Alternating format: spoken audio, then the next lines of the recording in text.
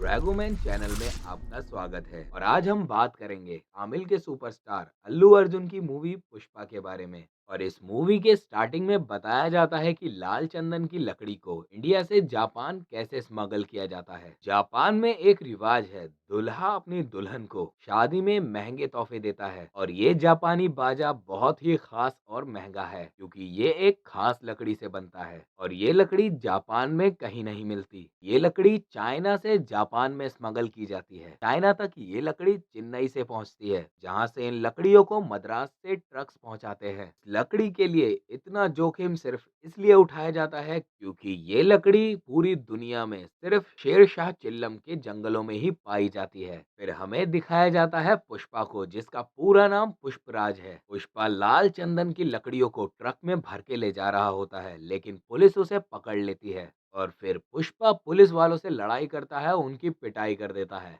और हर पुलिस वाले को 10 लाख रुपए रिश्वत में देकर वहां से निकल जाता है। फिर हमें एक फ्लैशबैक दिखाया जाता है जो कि 1 साल पहले का होता है और हमें दिखाया जाता है कि पुष्पा एक जगह पर मजदूरी का काम कर रहा होता है और ब्रेक मिलने पर वो आराम से बैठकर एक टांग पे दूसरी टांग रखकर नाश्ता कर रहा होता है और फिर तभी वहां पर वहां का मालिक आता है। वो पुष्पा को ऐसा बैठ देखकर ढंग से बैठने के लिए कहता है और अगर उसने ऐसा नहीं किया तो उसे काम से निकाल दिया जाएगा। तो पुष्पा अपने काम के पैसे लेके वहां से चला जाता है क्योंकि वो किसी के सामने नहीं झुकता। उसके लिए अपनी इज्जत सबसे ज्यादा प्यारी है। पुष्पा के हाव भाव देखकर केशव भी अपनी नौकरी छोड़कर उसके पीछे चला जाता है। फिर पुष्पा कई मजदूरों के साथ में मिलकर एक जंगलों में मजदूरी करने के लिए जाता है, जहाँ पर वो लाल चंदन की लकड़ियों को काट रहे होते हैं। तभी एक मजदूर डीएसपी गोविंद धप्पा को वहां पर छापा मारने के लिए आते हुए देखता है और सभी मजदूर वहां से भागने लगते हैं, पर पुष्पा उन सभी को रोककर एक प्लान बताता है और वो सब मिलकर सभी लकड़ियों को छुपा देते हैं। और जब डीएसपी गोविंद धप्पा वहां पर आता है तो उसे वहां पर लकड़ियां नहीं मिलती। डीएसपी गन से पुष्पा को डराने की कोशिश करता है और पुष्पा डरने की बजाय डीएसपी को धमकी देता है, अगर तुम्हारी बंदूक से एक गोली चलेगी तो हमारी तरफ से 60 कुल्हाड़ियां चलेंगी, फिर देखा जाएगा कि किसके ज्यादा टुकड़े होते हैं। तो डीएसपी को उसका एक साथी समझाता है कि यहाँ पर रहना खतरे से खाली नहीं है, ये इनका इलाका है। तो सभी पुलिस वाले वहां से चले जाते हैं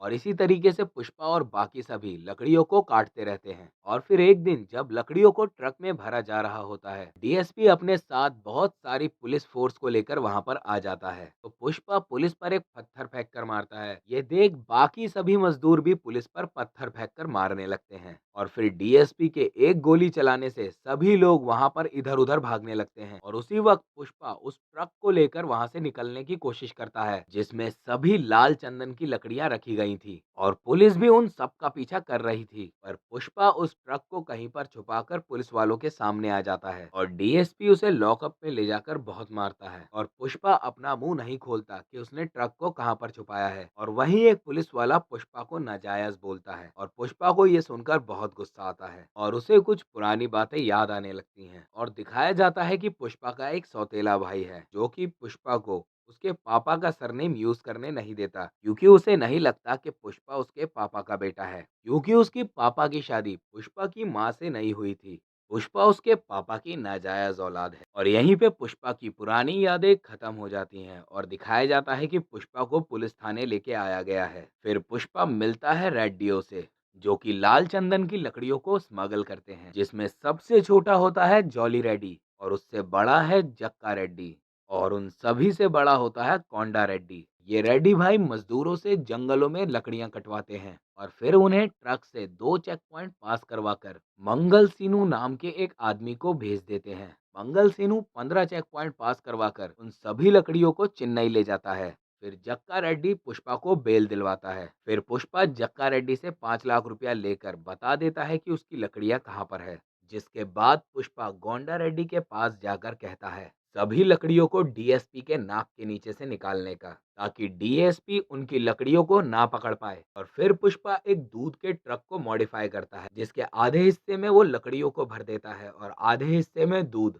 और इसकी मदद से पुष्पा आराम से लकड़ियों को स्मगल कर देता है। और गोंडा रेड्डी 1 टन लकड़ियों को स्मगल करने के बदले में पुष्पा को 5 लाख रुपए देता है। तो पुष्पा कहता है कि वो उसके साथ में 4% पे पार्टनरशिप करेगा, जिसके बाद पुष्पा गोंडा रेड्डी के साथ काम करने लगता है और अब गोंडा रेड्डी का धंधा बहुत ही अच्छे से चलने लगता है।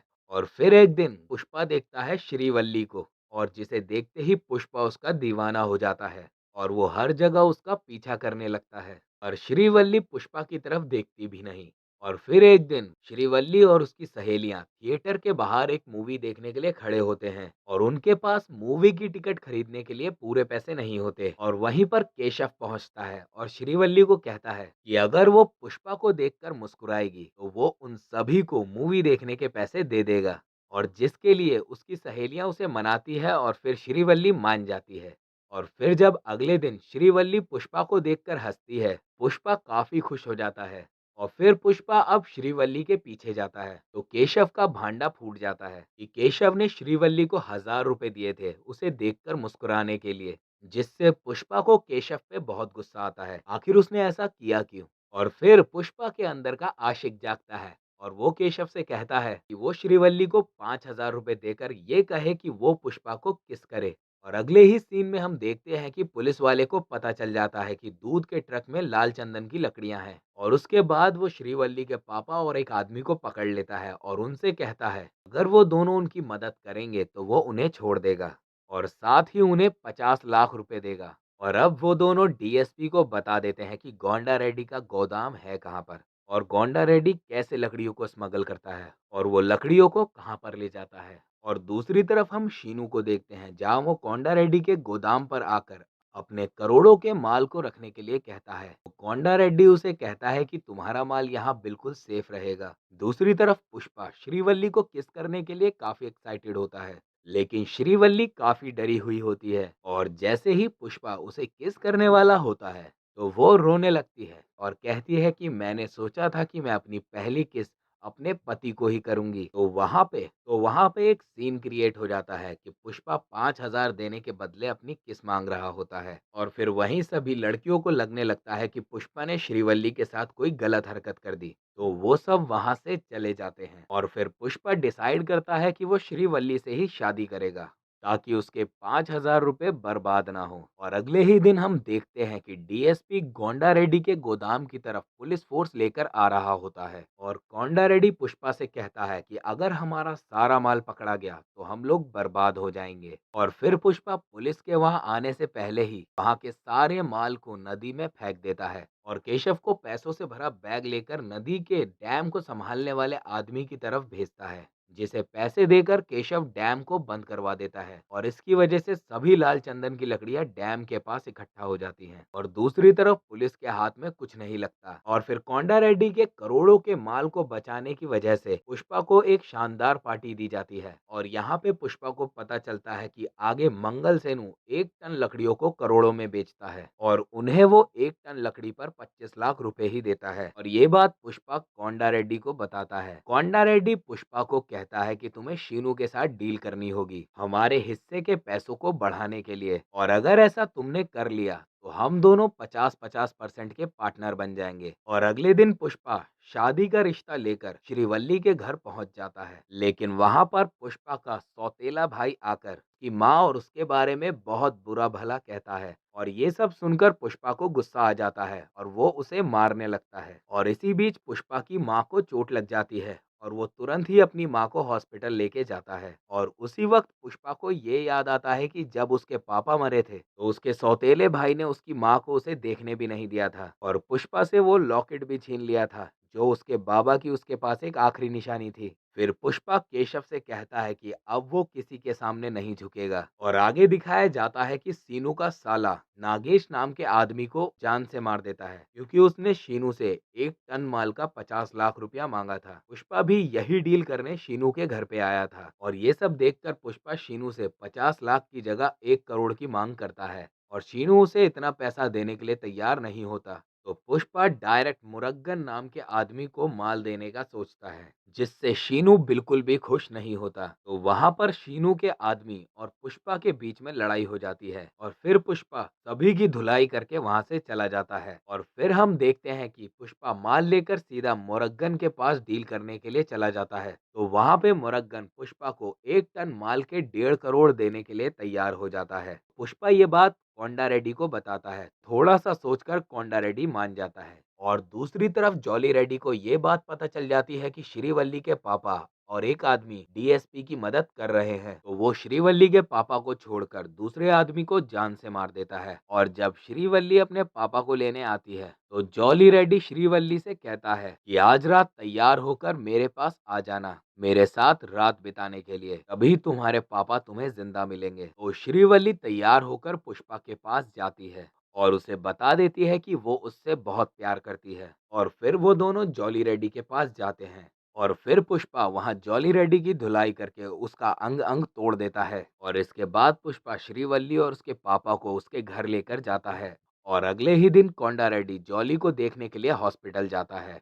लेकिन जॉली कोंडा रेड्डी को ये नहीं बताता कि उसकी ये हालत किसने की। और दूसरे ही दिन पुष्पा पैसे गिनते समय केशव से जॉली रेड्डी को मारने की बातें कर रहा होता है। तभी वहां पर कोंडा रेड्डी आता है। वो पुष्पा को त्रिवेंद्रमपुरम से पैसे लाने के लिए कहता है और उसके जाने के बाद केशव को ऐसा लगता है कि उसने उन दोनों की बातें सुन ली। और वहीं पुष्पा उसे कहता है कि उसने कुछ भी नहीं सुना होगा। जिसके बाद पुष्पा कोंडा रेड्डी के साथ पैसे लेने के लिए जाता है। पैसे लेने के बाद वो सब वापस आ रहे होते हैं और इसी दौरान केशव को ये बात पता चल जाती है कि कोंडा रेड्डी ने उनकी बात सुन ली थी और वो ये बात पुष्पा को मैसेज करके बता देता है। लेकिन तभी कोंडा रेड्डी के आदमी पुष्पा को बांध देते हैं और उसकी धुलाई करके एक कब्र में डाल देते हैं। जिसके बाद कोंडा रेड्डी उसे गोली मारने वाला ही होता है। तभी वहां पे शीनू का साला अपने आदमियों के साथ आकर कोंडा रेड्डी के आदमियों पर गोली चलाने लगता है, जिसमें कोंडा रेड्डी मर जाता है। जिस लड़ाई के बीच में पुष्पा शीनू के आदमियों की धुलाई करके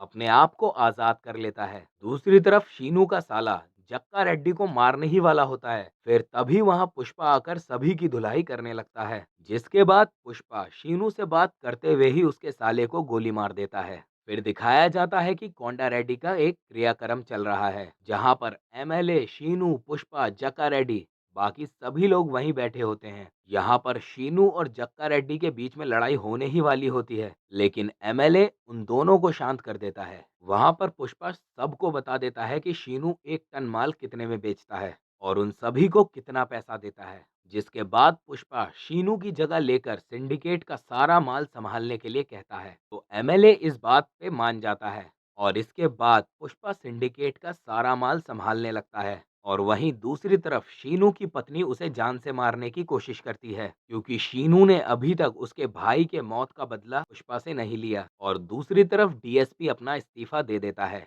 और वहीं जॉली रेड्डी भी पुष्पा से अपना बदला लेने के लिए काफी उतावला होता है और शीनू की पत्नी भी सही मौके की तलाश में होती है। और फिर हम देखते हैं आईपीएस भंवर सिंह शेखावत को, जो कि कुछ लोगों को पकड़कर पुलिस स्टेशन ले जा रहा होता है। और जब वो अपनी सीट को पीछे नहीं कर पा रहा होता और जगह बनाने के लिए वो उनमें से एक को गोली मार देता है। और जैसे ही पुष्पा को नए एसपी के बारे में पता चलता है, वो अपनी शादी का न्योता देने के लिए और रिश्वत में 1 करोड़ रुपए देने के लिए उसके पास पहुंच जाता है। वहां पे एसपी पुष्पा को जलील करता है, उसके पापा और उसके सरनेम के बारे में पूछकर। और इसकी वजह से पुष्पा को बहुत गुस्सा आता है, लेकिन पुष्पा उस वक्त कुछ भी नहीं करता। और इसके बाद पुष्पा वैसे ही करता है जैसा एसपी उसे करने के लिए बोलता है। और केशव को ये बात समझ आ नहीं रही होती कि आखिर पुष्पा ऐसा क्यों कर रहा है। फिर अब सीन दिखाया जाता है कि जिस दिन पुष्पा की शादी हो रही होती है, लेकिन पुष्पा मंडप की बजाय एसपी के साथ दारू पी रहा होता है। और वहीं पे एसपी से बात करते हुए पुष्पा उसे वो सारी बातें याद दिलाता है जो बोल बोलकर उसने पुष्पा को जलील किया था। जिसके बाद वो एसपी को जलील करने के लिए वहीं पे उसके कपड़े उतरवाता है और अपने भी कपड़े उतारकर एसपी से कहता है, ब्रांड का असली मतलब कपड़ों से नहीं आदमी के कैरेक्टर से होता है।